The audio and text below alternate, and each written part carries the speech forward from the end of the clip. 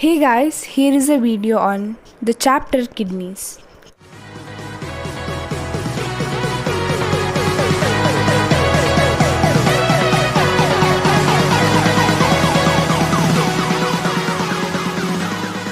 So now we'll study about the general introduction about the kidneys. So kidneys are two bean-shaped structures which are reddish brown organ and situated within the abdomen on the posterior abdominal wall.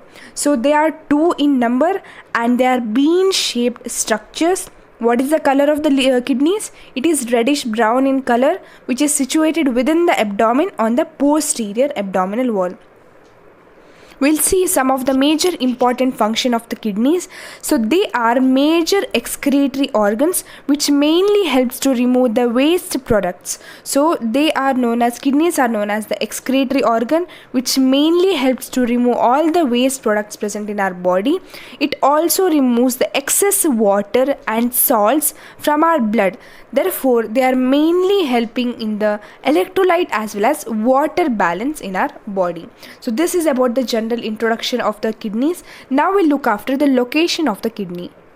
So the kidneys lies on the posterior abdominal wall. As I've said, it is lying on the posterior abdominal wall, one on each side of the vertebral column.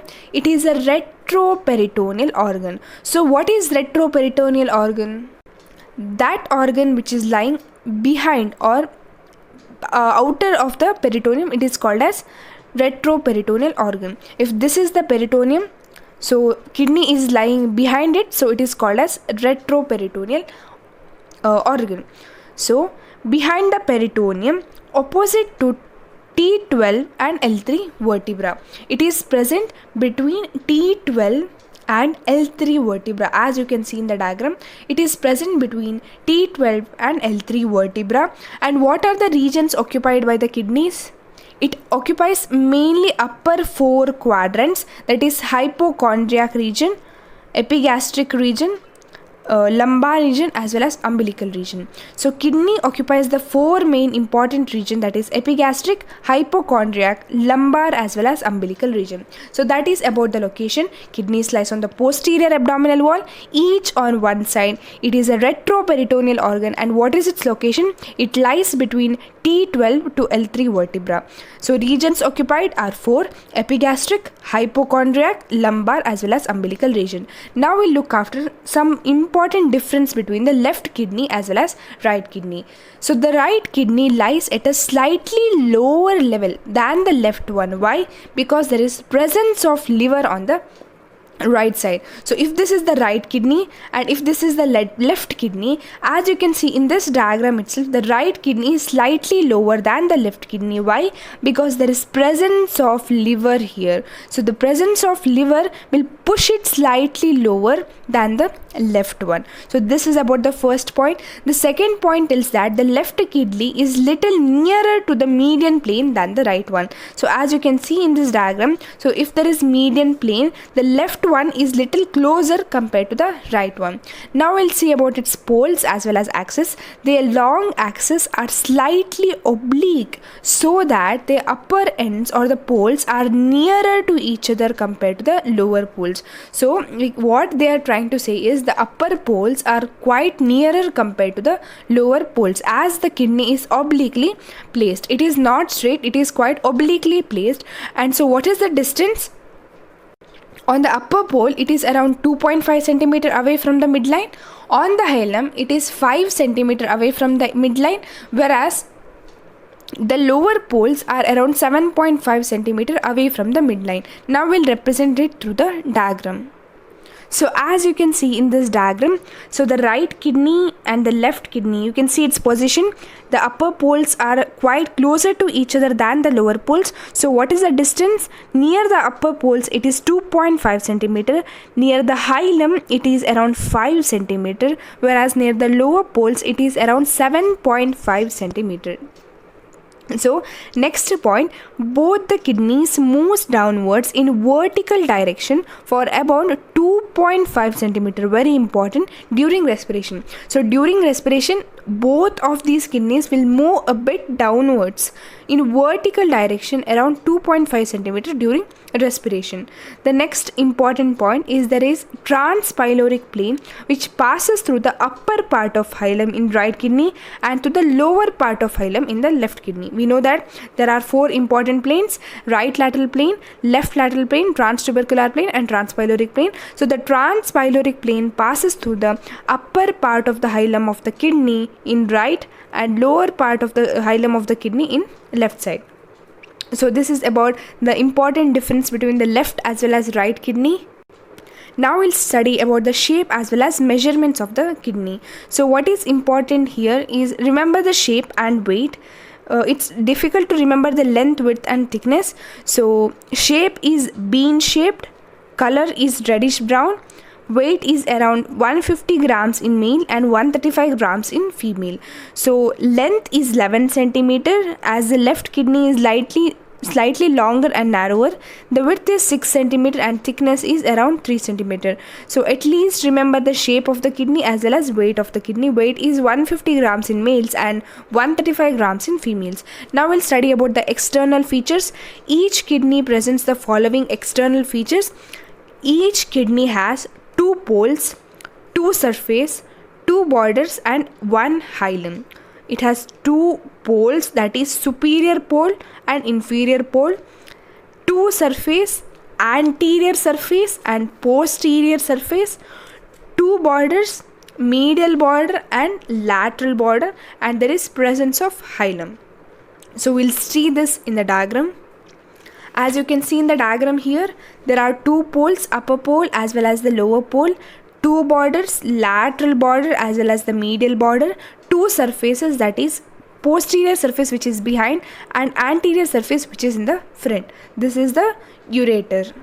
We'll study about these pole, surfaces, borders in detail. So poles, there are two poles, superior pole or the upper pole which is thick and round and it is related to suprarenal gland. Superior is thick, superior is above, like superiority. So it is thick and it is round and it is related to suprarenal gland. So remember it as S, superior, so it is thick, whereas inferior, it is the lower pole, it is thin and pointed, and I, that is inferior, is above iliac crest. So two poles, superior or upper pole is thick and round, it lies near and it is related to suprarenal suprarenal gland, whereas inferior or lower pole, it is thin and pointed, it lies above the I, that is iliac crest. So now we'll study about the surfaces. There are two main surfaces, anterior surface and posterior surface. Anterior surface is convex and posterior surface is flat. Anterior surface is bit convex in shape, whereas the posterior surface is bit flat in shape. Anterior surface faces anterolaterally, in the sense it is present anterolaterally, whereas posterior surface is flat and it faces posterior medially. Anterior surface is convex and faces anterolaterally, whereas posterior surface is flat and faces posterior medially. This is some important topics about the poles and surface. Now we look about the borders of the kidney.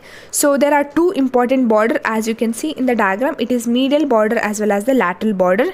Medial border of each kidney is convex above and below near the poles and concave in the middle. So as you can see in the diagram, so the medial border here, it is convex above and convex below, that is convex near the upper pole and convex near the lower pole, but it is concave in the middle.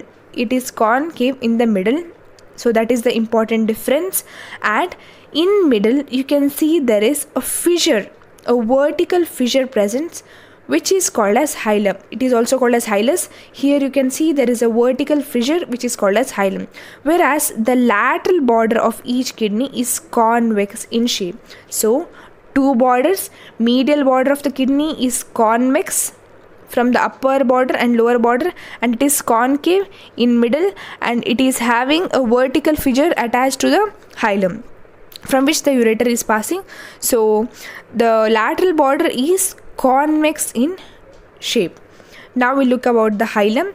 The medial border or the central fissure or the vertical fissure in its middle part of the kidney presents a deep vertical slit called as hilum. It transmits from before backward the following structures. So what are the structures present in this hilum? So it is renal vein, renal artery, renal pelvis, and subsidiary branch of renal artery. There is also presence of some lymphatic nerves, and it is vasomotor in nature. So hilum mainly has renal vein, renal artery, renal pelvis, and subsidiary branch of renal artery. We'll see its structure with the help of diagram. So as you can see in this diagram, that is from anterior to posterior, there is renal vein, renal artery, renal pelvis, and there is also the subsidiary branch of the renal artery.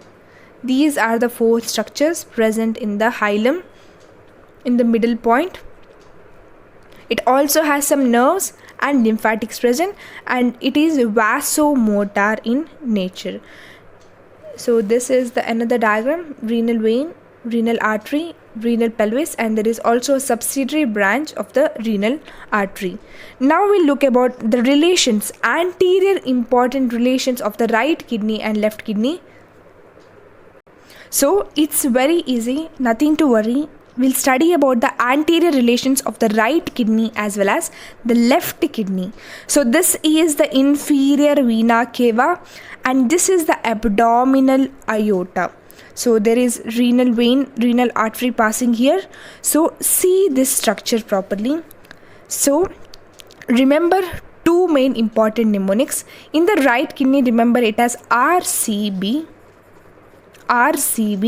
whereas in the left kidney, remember it as JCB. So these are the two important mnemonics. So first we'll try to figure out the common regions present in the right kidney as well as left kidney. You can see the suprarenal area is common above. Then on the right kidney, the colic area is bigger compared to the left kidney, whereas it is vice versa. Here you can see the jejunal area is smaller in the right kidney than the left kidney. So how to memorize this thing is RCB. So in R, right kidney, C, that is colic area is bigger. B means bigger. So right side colic area is bigger while compared to the left side. Left side, J means jejunal. So jejunal area is bigger. Jejunal area is bigger compared to colic region. So right side RCB, that means in right side colic area is bigger compared to the left side, whereas in JCB means the jejunal area is bigger compared to the colic region. So we studied three regions, how to memorize it. So suprarenal gland, suprarenal area is common in both. The colic area is bigger compared to the left side, and jejunal area is present. So these three are the common regions. Then after this, in the right kidney it is slightly lower. Why? Because of the presence of liver. So obviously there will be impression of the liver, that is taking a huge area, that is hepatic area. So below the liver what comes? That is duodenum. So here there is duodenal area. On the left side there is stomach, presence of stomach here. So that is gastric area. Obviously when duodenum comes here, pancreas, the tail of pancreas, head of pancreas comes here. So pancreatic area. Then near the pancreas, spleen comes. So splenic area.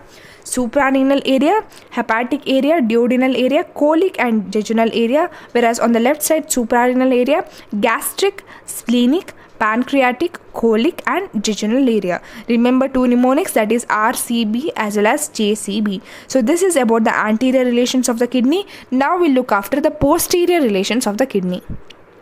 So this is about the posterior relations of the kidney. First important thing you have to remember, in the left kidney it is attached to the two ribs, whereas in right kidney it is attached to only one rib.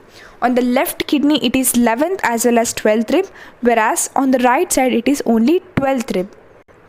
So as you can see in the diagram, there is 11th rib and 12th rib, whereas in the right kidney only there is 12th rib.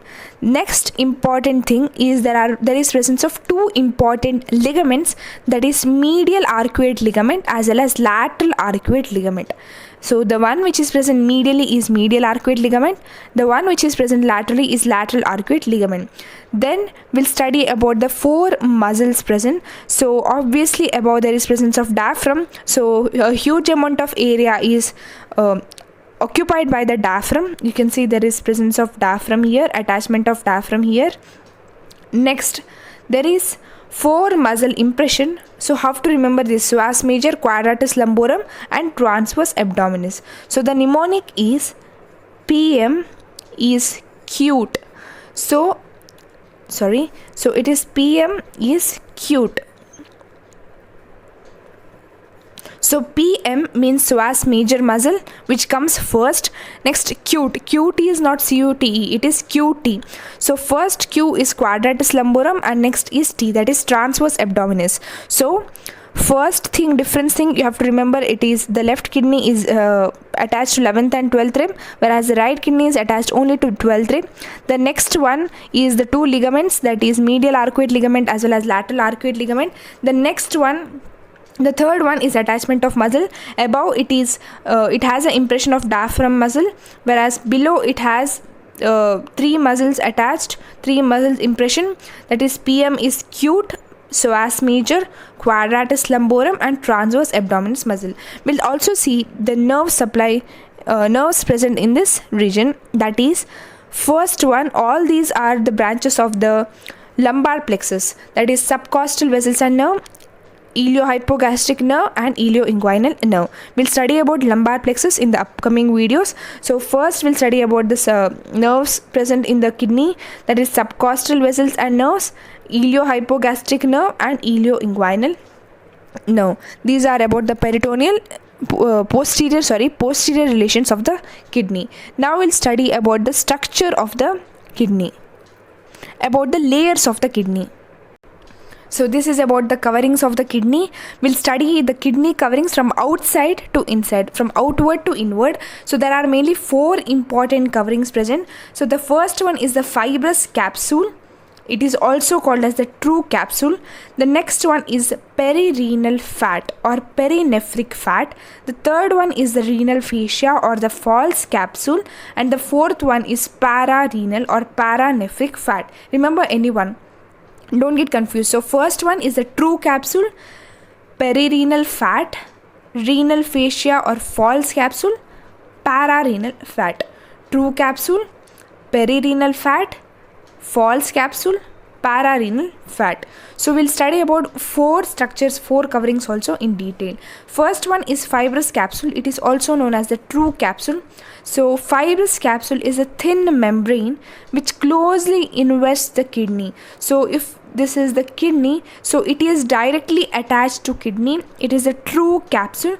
It is formed by condensation of the fibrous connective tissue in the peripheral part of the organ. So just remember this word. How is the fibrous capsule formed? It is not possible to remember everything. So condensation of the fibrous connective tissue, it is formed by the condensation of the fibrous connective tissue. It is readily stripped off from the surface of the normal kidney. So if this is the kidney, you can directly strip off the true capsule around the kidney. The capsule passes through the hilum to line the renal sinus, and it becomes continuous with the walls of calyces where they are attached with the kidney. So the true capsule mainly passes through the region of the hilum region. It also passes through the renal pelvis, minor calyces, and covers all these regions. You can see the presence of true capsule all over the kidney. So the next one is perirenal or perinephric fat. By the word you can understand that there is a lot of accumulation of fat. So it is layer of adipose tissue surrounding the fibrous capsule of the kidney. So after this true capsule there is presence of perirenal fat. It is a layer of adipose tissue which is fully filled with fat. It fills the space inside the loosely filling sheath of renal fascia enclosing the kidney and suprarenal gland. So it is a layer which encloses both the kidney as well as suprarenal gland. This fatty capsule is thickest at the border of the kidney and is prolonged through hilum into the renal sinus. In chronic debilitating diseases, the depletion of perinephric fat can cause downward displacement of the kidney, which may lead to kinking of the ureter. As you can see in this diagram, there is kinking of ureter because there is depletion of perinephric fat. So we'll study the perinephric fat in this diagram. So you can see there is kidney here.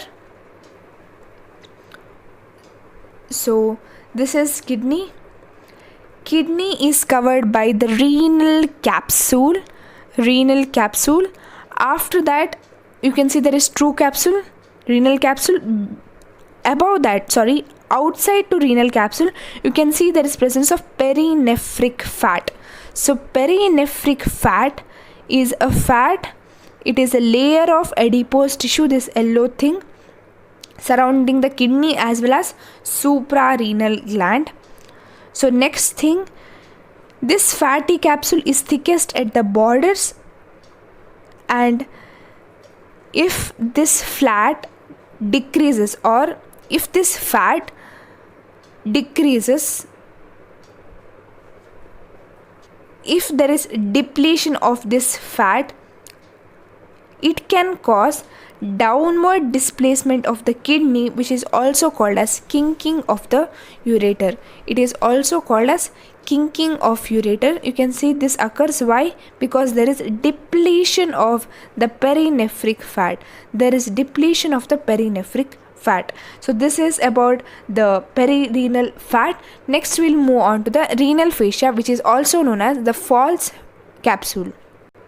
So renal fascia is also known as the false capsule or fascia of Gerotta.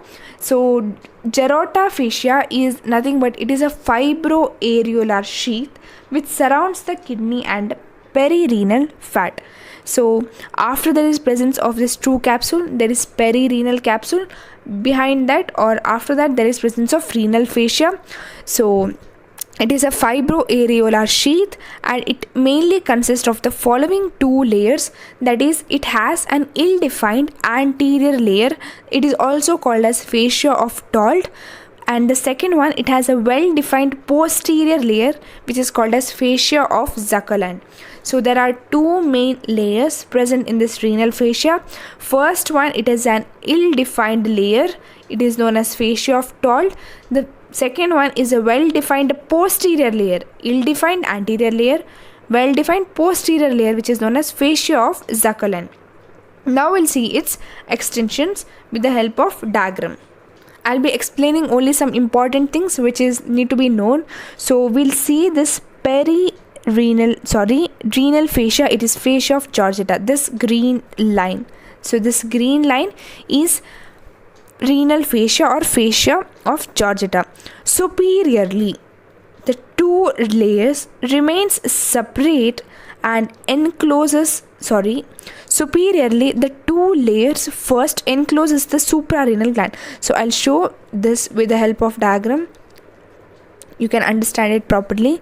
See, this is renal fascia of Gerotta. So this layer superiorly it continues with the suprarenal gland. After that, the two layers fuses above the suprarenal gland and it becomes continuous with each other and joins at the diaphragmatic fascia. Superiorly, the two layers, anterior layer of renal fascia, posterior layer of renal fascia. This is the septum which separates kidney and the suprarenal gland. Septum which separates kidney and suprarenal gland. So it continues superiorly above the suprarenal gland, and at one point it fuses and continues as a single layer and fuses with the diaphragmatic fascia. This is the superior extension. Now we'll study about its inferior extension.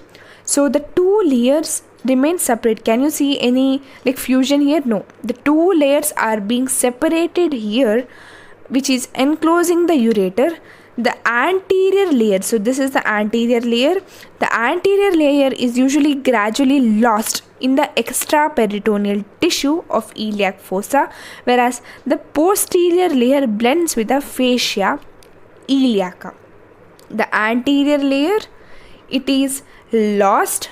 Why? Because of the extraperitoneal tissue of iliac fossa, whereas the posterior layer, which becomes, or it blends with the iliaca fascia. So laterally the two layers unites firmly and becomes continuous with the fascia transversalis. So on the side there is anterior abdominal wall area, that is fascia transversalis. It continues with this layer, whereas the medially the anterior layer passes in front of the kidney and renal vessels. It merges with the connective tissue surrounding the aorta and inferior vena cava, whereas the posterior layer passes behind the kidney. This is anterior layer is in front of kidney, whereas the posterior layer is behind the kidney, and it is attached to fascia covering quadratus lumborum and psoas major. So medially in front it is aorta and inferior vena cava. Posteriorly there are two muscle layers, that is psoas major and quadratus lumborum. So the last one is the pararenal or paranephric fat.